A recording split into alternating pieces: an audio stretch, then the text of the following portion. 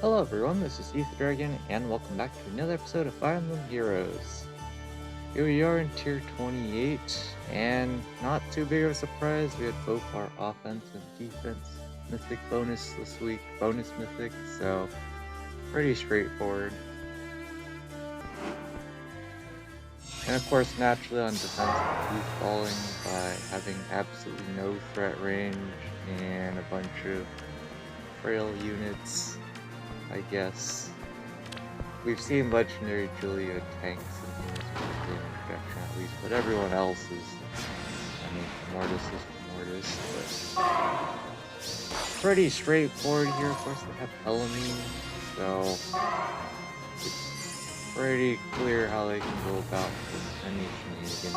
Pretty much get away with it as long as they play their matchups correctly.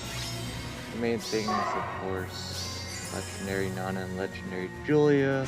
And Legendary Selka is there. You can't ignore her. But she's great at missing kills. So Legendary Nana fortunately fast enough to double. But as you can see there, she's just too slow to or not enough attack to one-shot, sorry. There, Legendary Selka can't even charge up special. Not that it would have mattered there, but unfortunately for our opponent here, Legendary Nana just keeps doing enough damage to pick up kills, so that's unfortunate for them. Not really much they can do at this point because of the Mortis. We definitely got pretty lucky this week in terms of not finding the Ultra Cancer defenses, because let's say some particular units are bonus, like Fallen Maria, and there's this new wave of potato ball shenanigans that's running around, and of course Fallen Female Byleth is also bonus, so some people were having her be a raid boss unit. We didn't run into that, but honestly, I don't really know how well we would have done. Chances are we probably would have to use Volt Tower to win that kind of matchup, just because she doesn't necessarily do a ton of damage to us, but we also can't do a lot of damage to her, and she has healing, so you kind of have to be able to do a ton of damage, which is definitely a problem. Oh, we did run into an interesting stall team on that one lava map where you have the 4 units trapped in the corner here with the fort here, and then you just have your 7-slot unit with no weapon in the corner where Legendary Julia is sitting here, and then you just have the potato commence. Unfortunately for us, our Legendary Nana didn't have enough attack to didn't have enough attack to be able to one-round KO their rearmed Robin, rearmed Freak, whatever the heck you want to call her at this point. So we definitely had that problem. We also had the problem of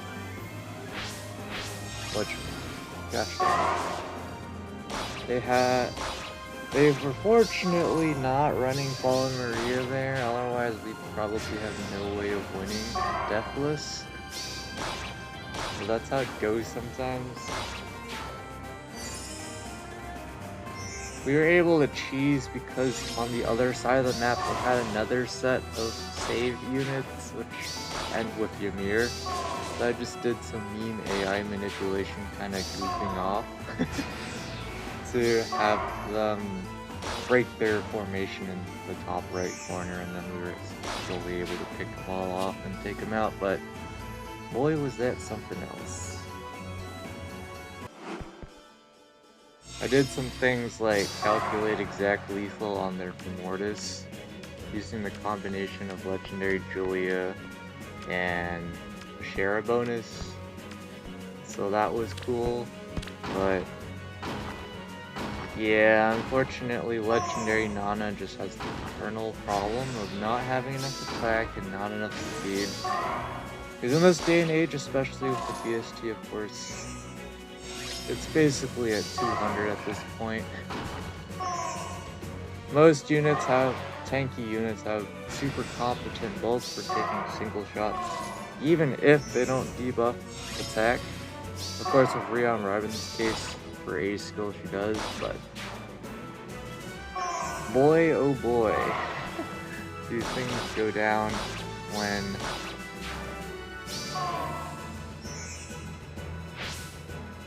Legendary Nana gets the double, because it's incredibly difficult for a generic unit to do that tank her without being blue or debuffing her attack a ton.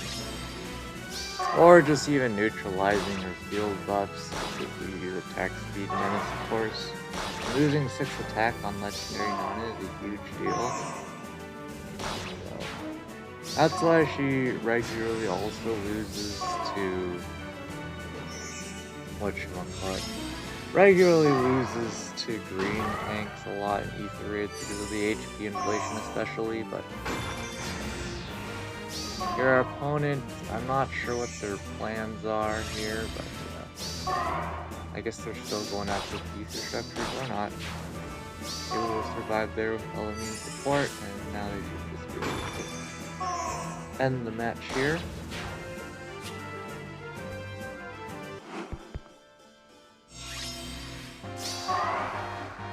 Definitely struggling a lot to teams with healer nukes and any sort of either harmonized Catria or harmonized, what's her name again? Is it Cordelia? Wait, yeah, Cordelia, right? Definitely struggling to those teams. We really don't have any strong counterplay, and that's not great for us. Of course, most people's counterplay during Astro season is doing things like using Elamine to shut down harmonized Catria shenanigans and whatnot, but boy do we have problems with that still. And of course we had our mean bolt trap go off in that intentional location to meme. It's a complete sabotage to our defense because of course Legendary Nana isn't even in range of healing tower, so she just straight up is out of range of proccing her weapon, which is super bad, but here Ashera is no match for Legendary Julia. Her impact is too good. And with the 2 cooldown iceberg that they didn't prevent, with Elamine turn 1, we get pretty comfortable kill there, and well, at this point, there's nothing too wild going on. No teleportation shenanigans for us, so our opponent can just take all of our units out pretty comfortably. Just a matter of if they want to grab the ether structures. It looks like they want to grab at least one, which they should be able to do here. I think if they're really... I think with their Kanto mobility, they could have even cornered Legendary Julia there, and then on turn 7 pick up the kill with the ether structures. So I think there was probably a misplay there, especially since they have a dancer to be able to do that. But maybe given how many attacks they needed to take her, I don't know.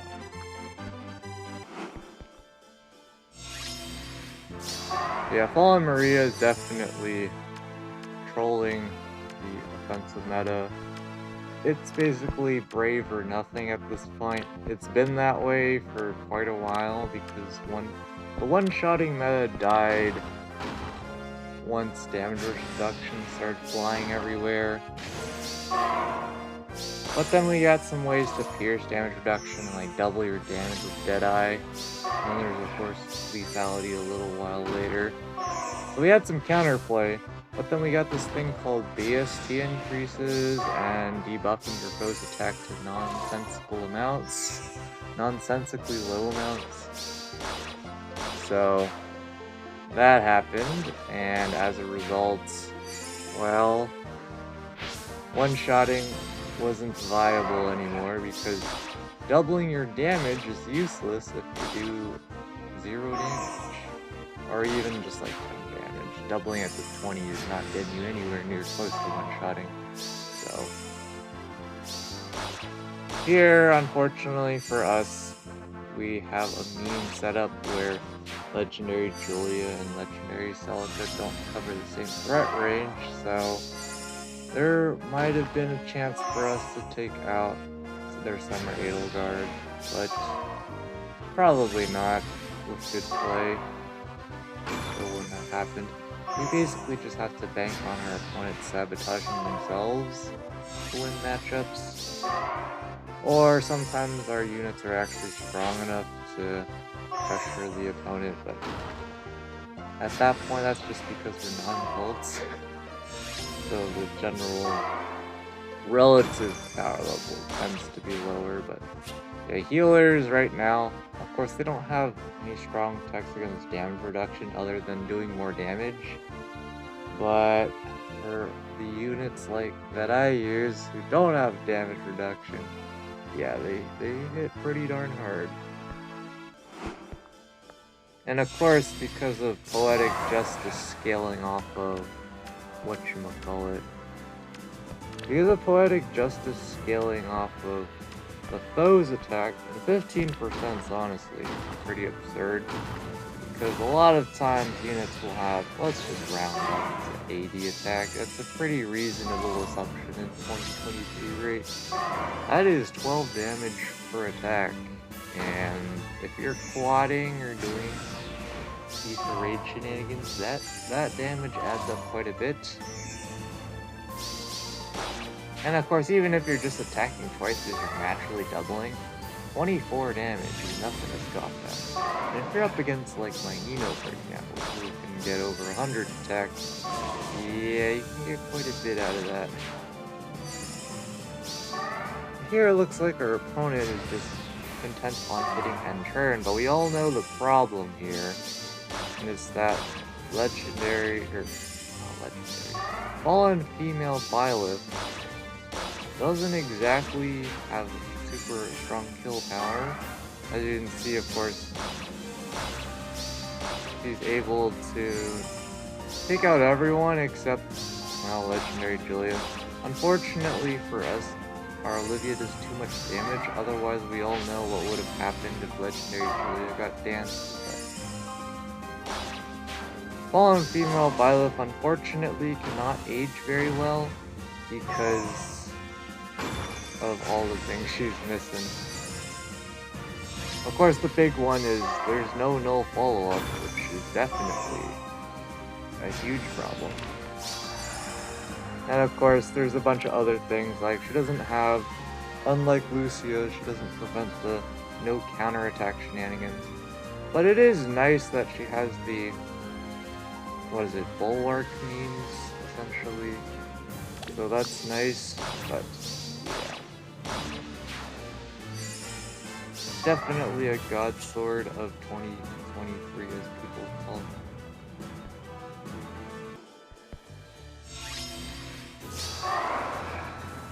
And well, here we go again with more end turn shenanigans, because why not? I don't see any problem with this. All you have to do is not drop any units. It's that simple.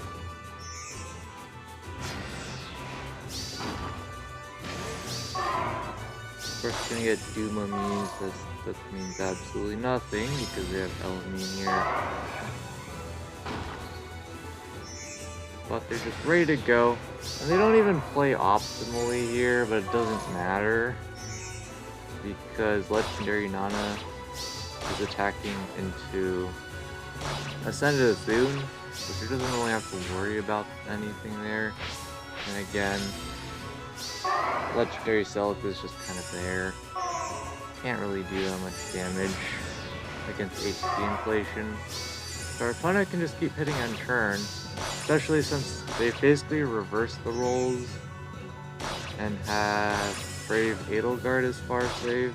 Because if their Ascended Athune is far save, then we would have a problem. They could have a problem here, but yeah. pretty straightforward. Brave Edelgard's okay at far save. Again, the problem is she has absolutely no damage reduction on the foe's first attack. It's the Brave weapons, the first 2 attacks, which is definitely a glaring problem as a far save unit, unless you're trying to do some sort of jank party fighter set on Brave Edelgard. I know some people have been using Armored Beacon on her, or as I like to say, Armored Bacon.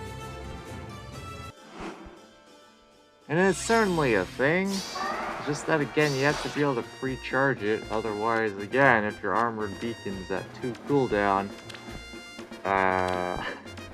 you still have no damage reduction against the first attack or effects, so that is definitely a thing. Here we go for our opponent. Going for... I definitely don't like Duo Duma in this matchup, because again, we got Legendary Julia hanging out here. And again, our opponent doesn't even play optimally and heals Brave Edelgard to full HP, but it doesn't matter because she lives on 2 HP. Not even close. Heals bad, man.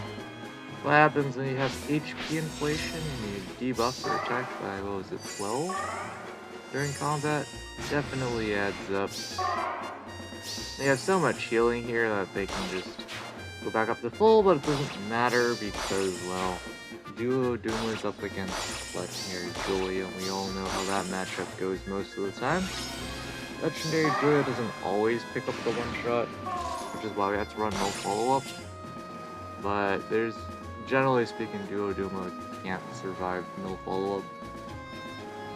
Unless they do some real shenanigans like Miracle. But at the end of the day, we have a pretty straightforward week of defense, not too mind-blowing, that we would lose more as we get higher up in the tiers. And of course, we're just outside of top 10k, which is kind of interesting, because that indicates there's not as many people in Vault as there should be, I would guess. Maybe more folks are just not playing right now. I don't know. Doesn't really matter to us. I could totally see the day where enough people drop off out of playing Ether Raids that you can make top 10k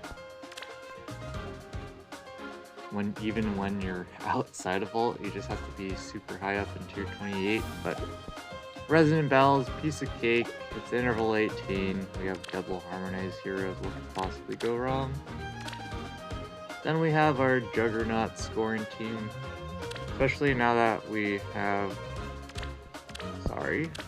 Duma with Rally Attack Defense Plus. So he scores a little bit more, and we can still, if we really want to, give Lif a dual Rally, and then actually maybe, give him some Dragon Flowers, but I kind of don't care to give him Dragon Flowers because, let's just say the 4 to all stats doesn't change the matchups he's already losing. That's kind of a problem. Legendary Alm, for example, he can't counter Legendary Alm because we don't have any speed investment on him, so that is certainly a thing. But Arena, for the entirety of the season, we were just goofing off of our Legendary Claude. His unmerged minus attack with no assist in Luna as a special, so not scoring well at all. That team was scoring 760. And then, of course, it's version 6 bonus, so Legendary Nana just goes ham and allows us to score an absolute max if we feel like it, which I guess we did this week, so we could just do literally anything.